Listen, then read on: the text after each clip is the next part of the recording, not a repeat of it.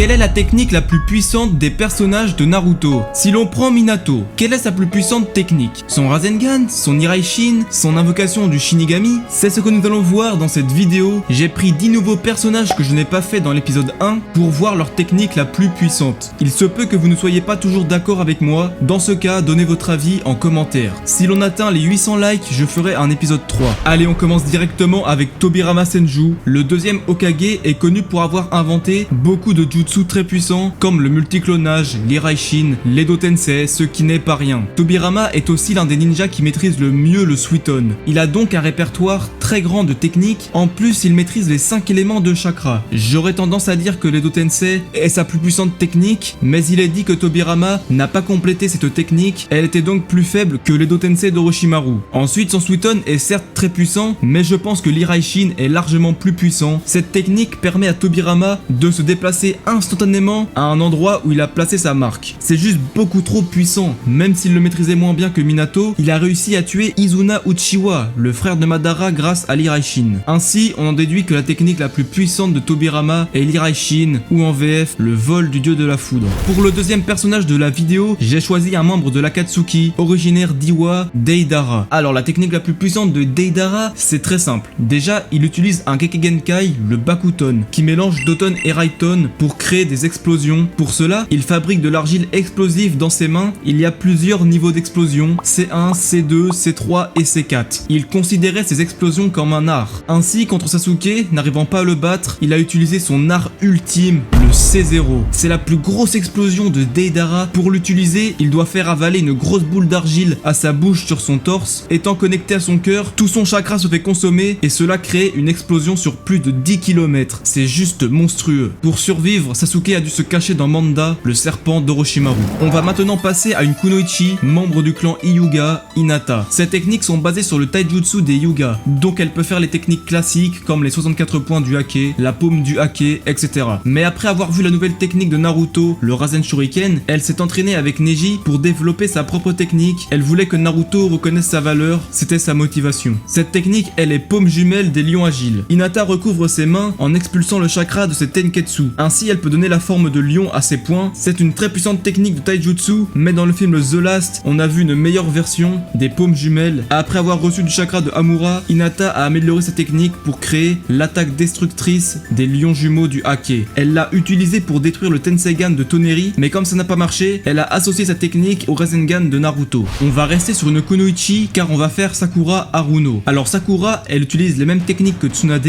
donc l'invocation de limace, les coups de poing puissants et aussi le ninjutsu médical. Ça va être très facile de savoir quelle est sa technique la plus puissante car c'est la même que son sensei Tsunade, la création et le renouveau suprême. C'est une technique qui libère le sceau sur leur front pour régénérer très rapidement l'utilisateur. Car le sceau qu'elles ont est un concentré de chakra. Sakura a concentré son chakra pendant 3 ans pour le former. À la 4ème grande guerre ninja, elle l'a utilisé, elle pouvait donc prendre n'importe quel coup, elle subirait aucun dégât. Maintenant passons au seul Uchiwa de cette vidéo, Obito. Après la mort de Rin, il a éveillé son Mangekyu. À partir de là, sa puissance est déjà pas mal. En plus de ça, Madara lui a greffé des cellules d'Hashirama dans son côté droit, ce qui lui permet de maîtriser le Mokuton, mais aussi de pouvoir utiliser son Mangekyu sans contre-coup. Mais alors, quelle est la plus puissante technique d'Obito? Déjà, son Mangekyu lui permet d'utiliser le Kamui, un ninjutsu spatio-temporel qui lui permet déjà de se téléporter dans une autre dimension. Ainsi, il y envoie des parties de son corps lorsqu'il se bat. On a donc l'impression que les ennemis passent à travers. Ce qui est fort aussi, c'est qu'il peut envoyer n'importe qui dans une autre dimension très facilement. Mais pour moi, ce n'est pas le Kamui sa technique la plus puissante et ce n'est pas non plus le Mokuton parce que les Izanagi existent. Un genjutsu qui permet de changer l'histoire. Ainsi, si l'on se fait tuer, on peut sacrifier son Sharingan pour ressusciter. Obito l'a très bien utilisé face à Conan, ça nous a tous surpris. En plus, comme il a une collection de Sharingan presque infinie, il peut sacrifier tous les Sharingan qu'il veut. Mais l'Izanagi n'est pas sa plus puissante technique. À la 4ème grande guerre ninja, avec son Rinnegan, il a créé 6 nouveaux corps de Pain comme Nagato, sauf que les corps créés par Obito sont les 6 anciens Jinchuriki réincarnés avec l'Edo Tensei. C'est pour vous dire à quel point ils sont puissants. Mais plus tard, il va devenir le Jinchuriki de Jubi. Jubi étant très puissant, il a dû apprendre à le garder sous son contrôle. Une fois que c'était fait, il a utilisé sa technique la plus puissante. Tout d'abord, il commence par créer une barrière en 6 points à l'aide de 6 récepteurs de chakra qu'on appelle hexaèdres aux faces écarlates. Puis, avec un bout de l'arbre divin, il lance 4 orbes des démons à queue dans la barrière, ce qui fait que la technique, en plus d'être beaucoup trop puissante, elle est impossible à esquiver. Le seul moyen de l'esquiver est de téléporter tout le monde comme Minato Obito l'a fait à l'aide du chakra de Naruto qu'il avait donné aux autres ninjas. C'était compliqué de faire Obito parce qu'il a beaucoup trop de techniques différentes. J'aurais aussi pu mettre l'arbre divin qu'il a fait spawn, mais l'arbre tout seul, je le considère moins puissant que la technique que je viens d'évoquer. Après Obito, on va bien évidemment faire son rival, son meilleur ami, Kakashi. Alors le ninja copieur, comme son nom l'indique, il a copié énormément de techniques, son répertoire est juste énorme. Néanmoins, plusieurs techniques sortent du lot, par exemple les 1000 ans de souffrance, qui consiste à mettre ses doigts dans... Ah non, pas celle-là.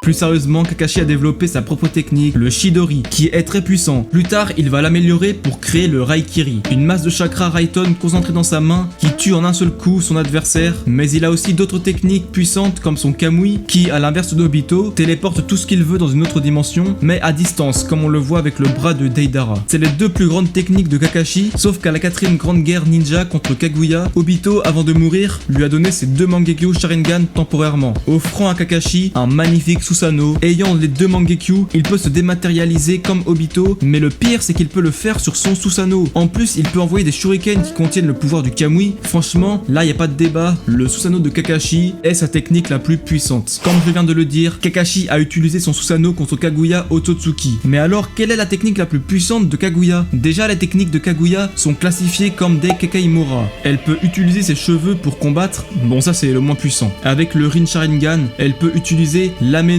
Minaka qui permet de changer de dimension instantanément, et aussi le Yomotsu Hiraseka qui ouvre des portes dans le tissu de l'espace pour se téléporter n'importe où. Mais sa technique la plus puissante selon moi, c'est les lames des conjurés os et cendres. Kaguya utilise ses os comme le clan de Kimimaro pour attaquer. Sauf que la particularité de Kaguya, c'est qu'elle peut les utiliser comme projectiles et tuer à coup sûr tout ce qu'elle touche. Parce qu'une fois touché, le corps de la victime se désagrège et est réduit en tas de cendres, comme ce fut le cas pour Obito. Allez, on retourne sur un membre de l'Akatsuki, Kisame Oshigaki.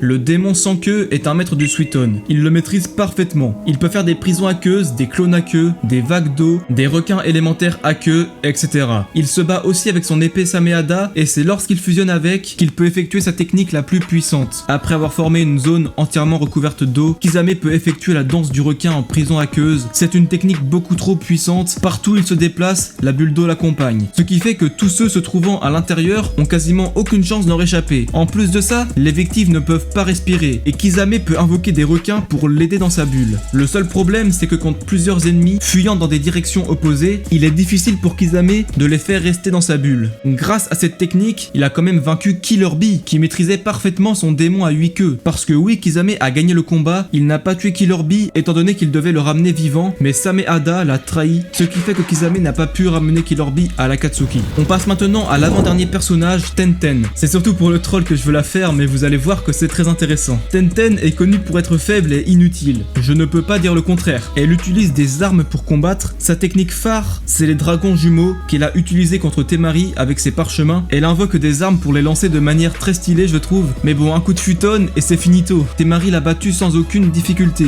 Dans Shippuden, elle a amélioré ce jutsu contre son clone, mais l'animation était beaucoup moins stylée par contre. Sa technique la plus puissante, elle l'a utilisée à la 4ème grande guerre ninja. King Kaku avait le Bashosen, l'éventail bananier, un trésor du Rikudo que Tenten a ensuite ramassé. Avec ça, elle pouvait utiliser les 5 éléments, mais cela consommait beaucoup de chakra. Dernier personnage de la vidéo, Minato Namikaze. Le 4ème Hokage maîtrise beaucoup de techniques puissantes comme son Rasengan qu'il a créé. Il est aussi extrêmement puissant en Fuinjutsu, les techniques de scellement. Il maîtrise le saut du Hake qu'il a utilisé sur Naruto pour lui permettre d'avoir accès au chakra de Kyuubi et aussi pour sceller du chakra de Kushina et de lui-même en son fils. Il peut invoquer des crapauds comme son maître Jiraiya, mais aussi le Shinigami. Avec le Shinigami, il peut effectuer un Fuinjutsu développé par le clan Uzumaki, l'emprisonnement des morts. La technique la plus puissante d'Hiruzen que j'ai déjà expliqué dans la première vidéo. Elle permet de sceller n'importe qui en échange de sa vie. Minato l'utilisa pour sceller la moitié de Kyuubi en lui, mais pour moi ce n'est pas celui-là son jutsu le plus puissant, car l'Iraishin permet de faire tellement de choses que c'est pour moi sa technique la plus puissante comme Tobirama. Cette technique lui a valu le surnom d'éclair jaune de Konoha. Pendant l'attaque de Kyuubi à Konoha, cette technique lui a permis de sauver Naruto des parchemins explosifs que Tobi avait mis. Ensuite, il a sauvé Kushina, puis il a placé son Rasengan légendaire grâce à son Iraishin sur Tobi, qui a pourtant le Kamui pour se dématérialiser. aisée. Sans oublier qu'il a quand même réussi à téléporter Kyuubi. En Edo Tensei, à la 4ème grande guerre ninja, il a téléporté tellement de choses. En se transformant en mode chakra de Kyuubi, ses téléportations sont encore plus puissantes. Il peut même les combiner avec celles de Tobirama, c'est juste trop fort. L'Hiraishin, c'est vraiment l'une de mes techniques préférées de Naruto. C'est la fin de la vidéo, n'oublie pas de t'abonner et de liker si tu l'as aimé. Aux 800 pouces bleus, je ferai un épisode 3.